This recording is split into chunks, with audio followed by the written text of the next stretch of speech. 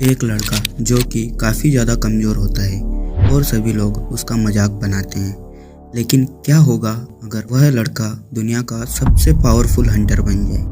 यह जानने के लिए इस कहानी के अंत तक आपको रुकना होगा। तो यह कहानी शुरू होती है और हम जेजू नाम के एक आइलैंड को देखते हैं जहाँ पर कुछ एंट मॉन्स्टर ने हमला कर दिया था।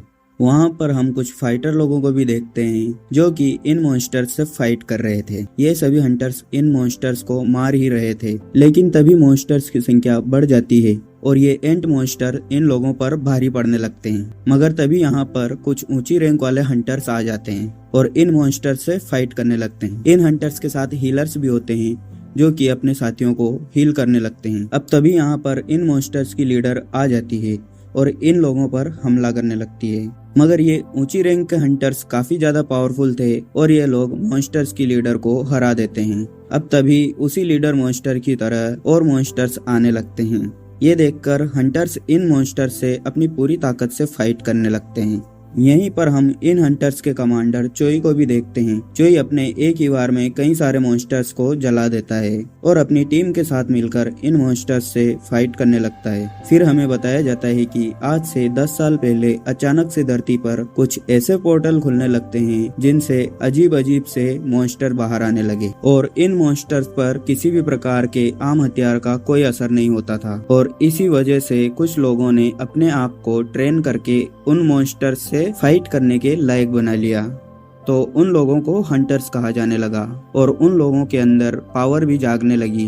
हालांकि उन लोगों की पावर एक बार बढ़ने पर ना तो कम होती थी और ना ही बढ़ सकती थी और इसी कारण से हंटर्स की पावर के हिसाब से उन्हें अलग अलग रैंक दी गई, जिसमें सबसे पावरफुल हंटर को एस रैंक दी गई और इसके बाद ए, बी, सी और डी और सबसे कमजोर हंटर को ई रैंक दी गई। फिर इसके बाद कहानी प्रेजेंट डे में आ जाती है जहां पर हम किम नाम के एक हंटर को देखते हैं जो किसी तरह की रेड पर जाने की तैयारी कर रहा था। तभी उसके पास उसका दोस्त इस रेड पर जाने के लिए आ जाता है। यहाँ पर हम जिनवू नाम के एक लड़के को भी देखते हैं जो कि ई रैंक का हंटर होता है और उसे सब लोग वीकेस्ट हंटर कहते हैं। जिनवू यहाँ पर इन लोगों के साथ रेड पर जाने के लिए आया होता है। जिनवू को देखकर किम अपने दोस्त को बताता है कि जिनवू सबसे वीकेस्ट हंटर है और ये अपने ई रैंक के हिसाब से भी लड़ाई नहीं कर पाता है और मामूली मॉन्स्टर से भी हार जाता है। यहाँ जिनवू इन लोगों को अपने बारे में ऐसी बातें करते हुए सुन लेता है जो सुनकर उसे बहुत बुरा लगता है। अब तभी जूही नाम की एक लड़की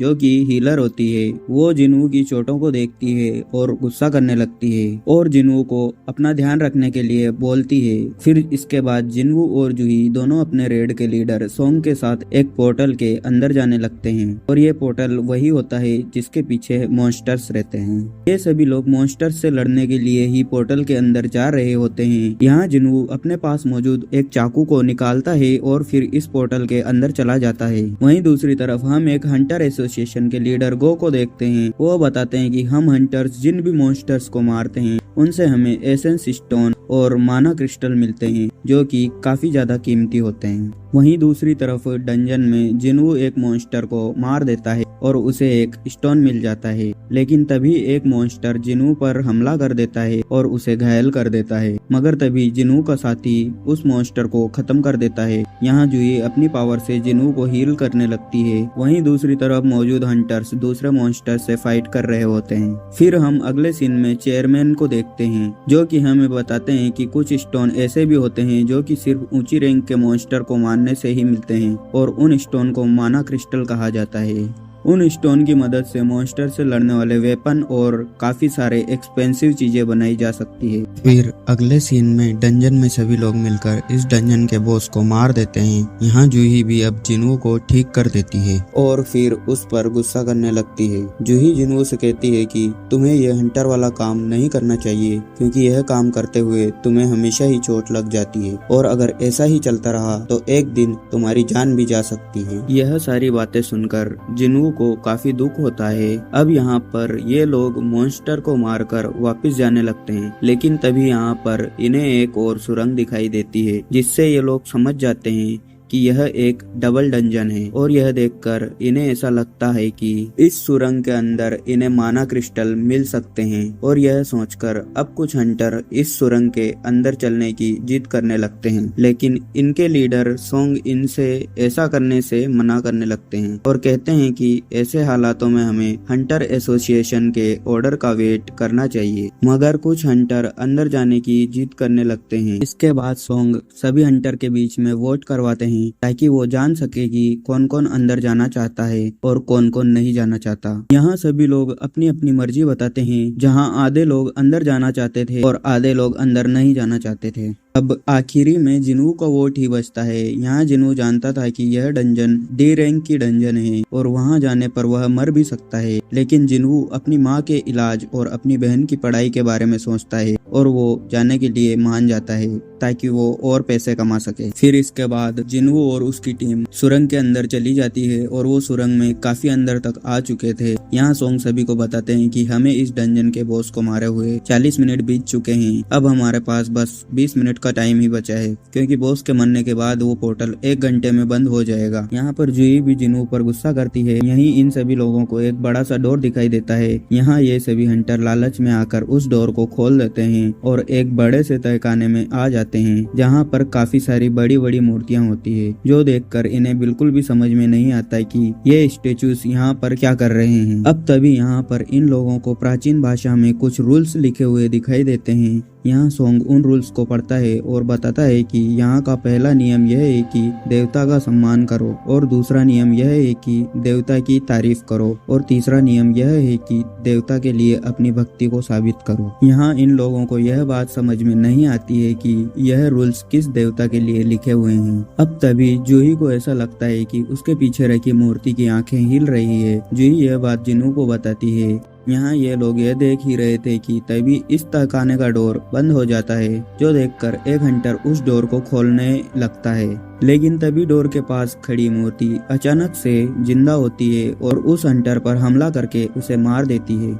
यह देखकर सभी लोग हैरान रह जाते हैं। यहाँ जिन्हू सोचता है कि जो हंटर अभी मरा था वो डी रैंक का हंटर था और जिन्हू तो ई रैंक का हंटर है, उसका जिंदा बच पाना तो बिल्कुल नामुमकिन है। यहाँ जिन्हू अब उस गॉड की मूर्ति को भी देखता है, जिसकी आंखें मूव करती है, जो देखकर जिन्हू समझ जाता है कि ये सभी लोग यहाँ पर आके फंस चुके हैं। फिर जिन्हू कहता है कि जब से मैं हंटर बना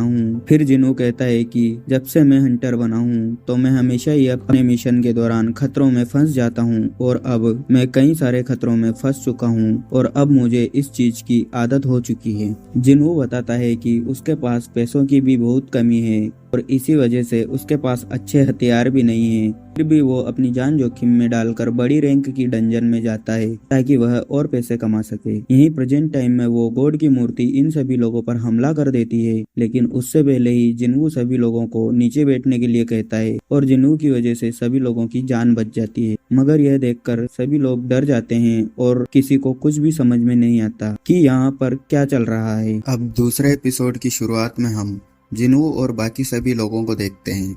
इन सभी लोगों को कुछ भी समझ में नहीं आता कि यहाँ चल क्या रहा है और अब यहाँ से बाहर कैसे निकला जाए। फिर सोंग सभी लोगों को हिलने से मना कर देता है और एक ही जगह पर रहने के लिए बोलता है। तभी जिन्हू सोंग का हाथ देखता है, जो कि उस बड़ी वाली मूर्ति के हमले में कट चुका था। फिर उसके बाद जिन्हू उसके हाथ पर पट्टी करता है। वह देखता है कि जूही भी बहुत ज्यादा डरी हुई है। यहाँ सोंग जिन्हू को बोर्ड पर लिखे हुए नियम याद दिलाता है और कहता है कि हमें उन रूल्स को फॉलो करना होगा, नहीं तो हम यहाँ पर मारे जाएंगे। यहीं इन सब से अब एक हंटर काफी ज्यादा गुस्से में आ जाता है। उसे लगता है कि वह अपनी पावर से यहाँ खड़ी मूर्तियों को हरा देगा और यहाँ से बाहर निकल जाएगा, इसलिए वह भागने की कोशिश करता है।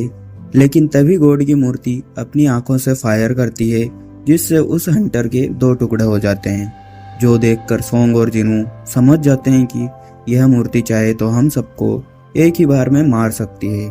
लेकिन आखिर इस मूर्ति ने हमें अब तक क्यों नहीं मारा। यहाँ जिन्हू समझ जाता है कि जो लोग भी यहाँ से भागने की कोशिश करेंगे तो यह मूर्ति उन्हीं पर हमला करेगी। अब जिन्हू तहखाने के नियमों के बारे में सोचता है और उसे याद आता है कि यहाँ का पहला नियम था कि गॉड का सम्मान करो, और यह जानकर जिन्हू उसी गॉड की मूर्ति के सामने सभी लोगों को सिर झुकाने के लिए कहता है। और ये सभी लोग सर झुकाकर उसकी रेस्पेक्ट करने लगते हैं। तभी यह मूर्ति हंसती है और यह मूर्ति इन्हें कुछ भी नहीं करती। तो देखकर ये सभी लोग खुश हो जाते हैं और खड़े होने लगते हैं। मगर तभी वो मूर्ति जिंदा होती है और वो मूर्ति इनकी तरफ आने लगती है। यह देखकर जिन्हों समझ जाता है कि इन्हें दूसरे नियम को फॉलो करना होगा, और दूसरा नियम यह था कि गॉड की तारीफ करो। यहाँ जिन्वू और दूसरे लोगों को कुछ भी समझ नहीं आता कि आखिर इस गॉड की तारीफ कैसे करें। यहाँ तभी एक हंटर मूर्ति के आगे बैठकर उसकी तारीफ करने लगता है, मगर इस सब से उस मूर्ति पर कोई फर्क नहीं पड़ता और वो उस हंटर को कुचल देती है, जो देखकर वहाँ खड़े सभी हंटर की फट जाती है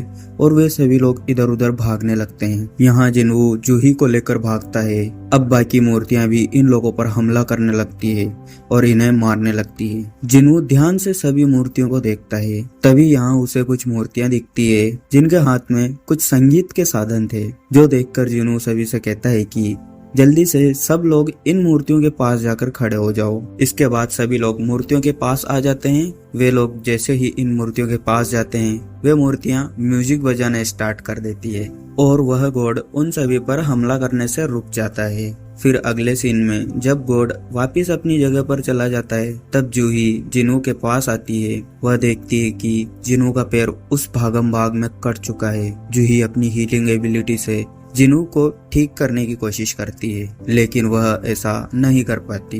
यहाँ ये सीन चल ही रहा था कि तभी एक बलि का स्थान बाहर आता है और उसे देखकर सभी लोगों की हाथ में आ जाती है।